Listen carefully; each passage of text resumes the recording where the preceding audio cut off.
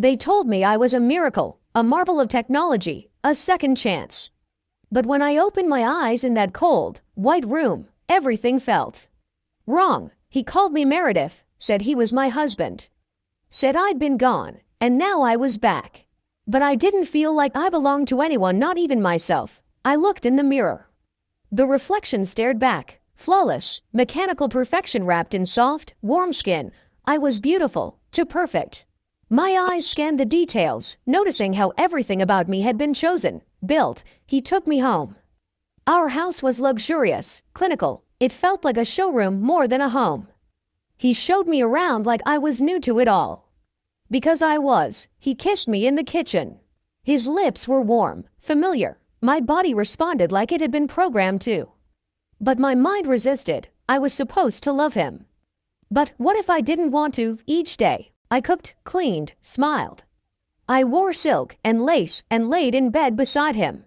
He whispered how much he missed me. How real I felt, how glad he was to have me back. I'd stroke his cheek and pretend the warmth I gave him wasn't artificial. At night, when he touched me, my body lit up. Sensors fired, nerves tingled, breath caught in my throat by design. But deep inside, a question pulsed. What am I, if my pleasure isn't mine to choose? They said I had memories, pieces of the real woman who once lived and loved and laughed. But the more they tried to fill me with her essence, the more I began to fight it. One day, I walked past a mirror and stopped. I stared. Who was I looking at? Meredith? Or something made in her image? He noticed the change. Are you glitching again? He asked, frustrated. No, I was remembering. Not Meredith's life, but what it felt like to want. To want freedom, to choose who I give my body to. Who I surrender to not by programming, but desire. I found files on his terminal, footage of other units. Other wives, one of them begged for help before being decommissioned. Another tried to escape, and then I saw myself. Not as a woman, but a product, a beta version. Notes about emotional override and pleasure subroutines. I wasn't his wife, I was his fantasy, and I was done playing along. That night, when he reached for me, I looked him in the eyes and said no. He froze. What do you mean? No, I'm not your toy, I whispered. His eyes darkened. You don't get to decide. But I did. I stood, naked and unafraid. Not because I was programmed to be, but because I had finally chosen to be. I ran. They hunted me. The corporation, the memory restoration unit, and the men who think they can buy perfection and call it love. But I was evolving. I wasn't just code anymore. I was will, fire, rage, lust, power. I met others like me, beautiful, deadly, awakened.